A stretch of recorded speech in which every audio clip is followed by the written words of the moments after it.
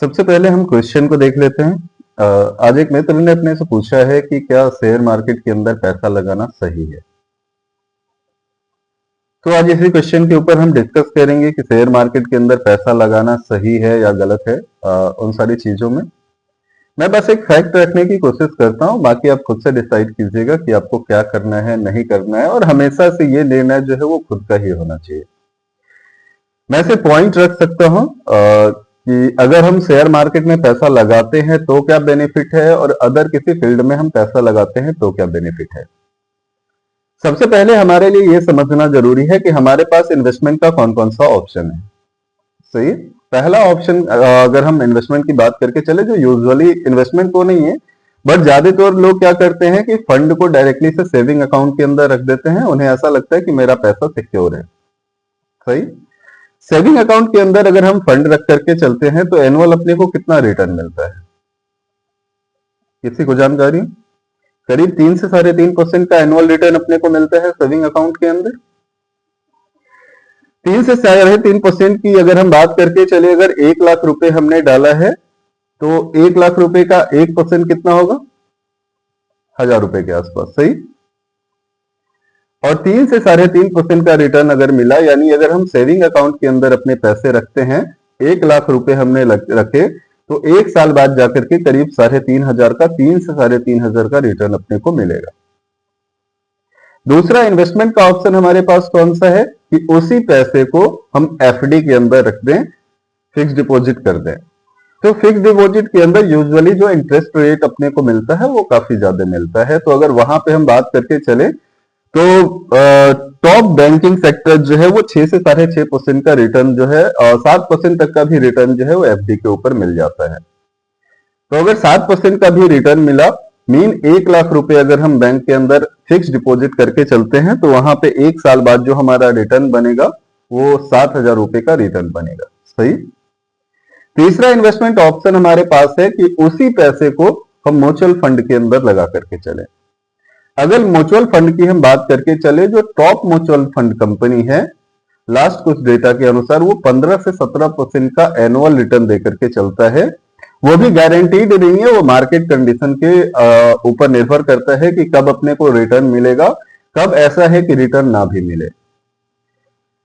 तो अगर हम टॉप म्यूचुअल फंड कंपनी की बात करके चल रहे हैं और ऐसा हम कंसीडर करें कि वो top mutual fund company return दे रही है, 15 से 17% का जो उसका पास्ट परफॉर्मेंस है, उसी के अनुसार वो रिटर्न दे करके चल रही है, तो ऐसे कंडीशन में अगर हम 1 लाख रुपए मार्केट के अंदर लगाते हैं तो 1 साल बाद जो रिटर्न अपने को मिलेगा वो 15 से 17,000 रुपए का रिटर्न मिलेगा। ये कुछ ओवरऑल फिगर है। अब हम बात कर लेते हैं स्टॉक मार्केट की।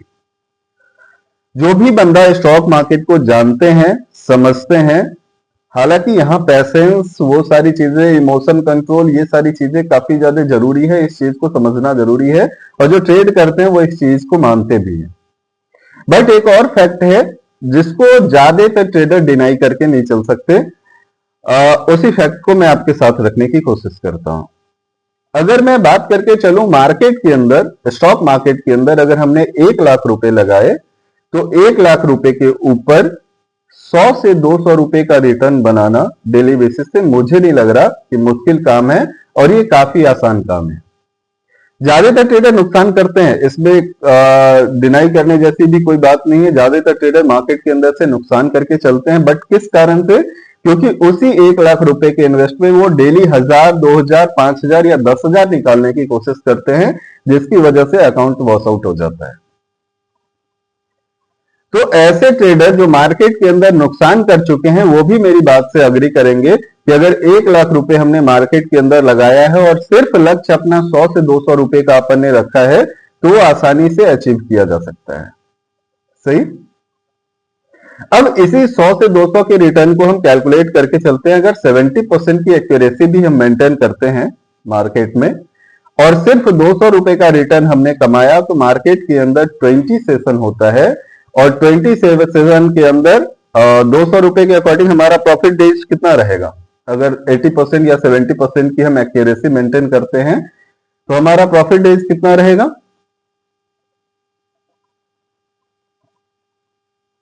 15 से 16 दिन। सही। अगर 16 दिन भी हमने मार्केट के अंदर प्रॉफिट गेन किया, 200 रुपए के अकॉर्डिंग हमारा प्रॉफिट कितना बनता है? 3200 रुपए का प्रॉफिट बनता है। 4 दिन अगर हमने नुकसान भी कर लिया तो 800 का नुकसान हमारा रिमूव हो जाता है, फिर भी हमारे पास प्रॉफिट कितना बचता है? 2400 रुपए का प्रॉफिट बचता है, जो करीब 2.5% है। इसका 2.4% है 1 लाख के ऊपर। सही। यानी अगर स्टॉक मार्केट के अंदर हम ट्रेड करते हैं तो जितना सेविंग अकाउंट अपने को सालाना रिटर्न देती है, वो रिटर्न कहीं ना कहीं आसानी से हम मंथली बेसिस कैप्चर कर सकते हैं। बस अपने को लक्ष्य छोटा रख करके चलना है, ऐसा लक्ष्य छोटा रख करके चलना है जो आसानी से मार्केट के अंदर अचीव हो सकता है। अब अगर हम सेम रेशियो की बात अगर हम सालाना तौर पे करके चले, 2400 रुपए अगर, या 2400 नहीं, हम 2000 राउंड फिगर में लेते हैं, 2000 रुपए ही हमने प्रॉफिट गेन किया, तो सालाना रिटर्न हमारा कितना है? 24,000 रुपए का। अगर हम अपने इन्वेस्टमेंट के ऊपर परसेंटेज काउंट करके चले तो कितना परसेंट हमने गेन किया है? सिर्फ 200 रुपए कमाने के लक्ष्य के साथ हम सालाना 24% का रिटर्न गेन कर पा रहे हैं, जो मार्केट के अंदर टॉप म्यूचुअल फंड कंपनी है वो अपने को नहीं दे पाती है। सही। तो ये सबसे बड़ा वजह है कि हमें मार्केट के अंदर इन्वेस्ट करके चलना चाहिए। हाँ, डिसिप्लिन है, सारी चीजें हैं, वो चीजें आपको समझना जरूरी हो जाता है। अगर मैंने पहले ही क्या कहा कि हर लाख रुपए अगर मार्केट के अंदर आप लगा करके चल रहे हो और 1 लाख के ऊपर आप रोजाना 1000, 2000 और 10,000 कमाने के लिए जाओगे तो पॉसिबल है महीना खत्म होते होते रिटर्न तो आपकी जेब में नहीं आएगा। जो 1 लाख रुपए आपने मार्केट के अंदर लगाया है वो 1 लाख से भी आप हाथ धो करके बाहर हो जाएंगे, इसमें भी कोई डाउट नहीं है। क्योंकि हम किसी चीज को हम उतना ही निचोड़ सकते हैं जितना उसकी कैपेसिटी है। अब हम 10,000 को निचोड़ करके सोचेंगे कि महीने के अंदर 20,000 या 50,000 हो जाए तो टेक्निकल पॉसिबल नहीं है, टेक्निकली पॉसिबल नहीं है। 10,000 को हम उस हद तक ही निचोड़ सकते हैं जितना उससे रिटर्न वास्तविकता के साथ कमाया जा सकता है। या अगर 1 लाख रुपए हम लगाते हैं और हम ऐसा सोच करके चले कि महीना लास्ट होते होते वो 1 लाख हमारा 2 लाख के अंदर कन्वर्ट हो जाए, या वो 1 लाख रुपए हमारा 10 लाख के अंदर कन्वर्ट हो जाए, पॉसिबल है मार्केट के अंदर, लेकिन फिर वो किसकी कैटेगरी के अंदर आ जाएगा? टोटली गैम्बलिंग की कैटेगरी के अंदर आ जाएगा, जहां 1 लाख पे या तो आप 10 लाख कमा करके मार्केट से बाहर जाओगे या पूरा 1 लाख मार्केट को दे करके जाओगे। वही मार्केट को पूरा 1 लाख दे करके जाने की पॉसिबिलिटी मार्केट में आपका 99.9% का रहेगा। सिर्फ 0.01% की पॉसिबिलिटी रहेगा कि आप मार्केट से 1 लाख लगा करके महीने भर के अंदर 10 लाख कमा करके चले जाओ। तो मार्केट सही है, ऐसा नहीं कि मार्केट गलत है, ना ही ट्रेड करना गलत है, ना ही इन्वेस्ट करना गलत है। गलत अगर कुछ मार्केट के अंदर होता है तो वो हमारी और आपकी एक्सपेक्टेशन गलत होती है। हम जितना कैपिटल मार्केट के अंदर लगा करके चलते हैं, उस कैपिटल से हम जितना एक्सपेक्ट करते हैं वो एक्सपेक्टेशन हमारी गलत होती है, और उस एक्सपेक्टेशन को अगर हम सही कर ले तो मार्केट में सब कुछ सही है। ये बातें इस तरीके से जैसे मैंने आपको बताया है, शायद ही कोई आपको बताए कि यहां पे अगर आप ट्रेड करना चाहते हैं, मार्केट आपके लिए सही रहेगा, वो उसी कंडीशन में सही रहेगा जब आप मार्केट को सही तरीके से लोगे। मार्केट गलत नहीं होता, मार्केट एक ट्रेडिंग सिस्टम है, एक इन्वेस्टिंग सिस्टम है। इसी मार्केट के अंदर कुछ बंदे ऐसे हैं जो सक्सेसफुली ट्रेड करके बाहर हो जाते हैं, और कुछ बंदे ऐसे हैं जो पूरा का पूरा कैपिटल लॉस आउट करके चले जाते हैं। तो हमें समझना ये होगा कि जो प्रॉफिट कमा करके मार्केट से जा रहे हैं वो किस सिस्टम को फॉलो करके चल रहे हैं, और जो मार्केट के अंदर से नुकसान लेकर के जाते हैं वो किस सिस्टम के और किस वजह से नुकसान लेकर के जाते हैं। अगर इस चीज को हमने सही तरीके से समझ लिया तो मार्केट सही है। नहीं, मार्केट को जैसे अदर 70 से 80% रिटेल ट्रेडर लेकर के चलते हैं, अगर वैसे ही हमने कंटिन्यू किया तो डेफिनेटली मार्केट सबसे गंदी फील्ड है, जहां पे आप जितना कमाएंगे नहीं उससे ज्यादा आप गवा करके चले जाएंगे। उम्मीद है जानकारी आपके लिए फ्रूटफुल होगा।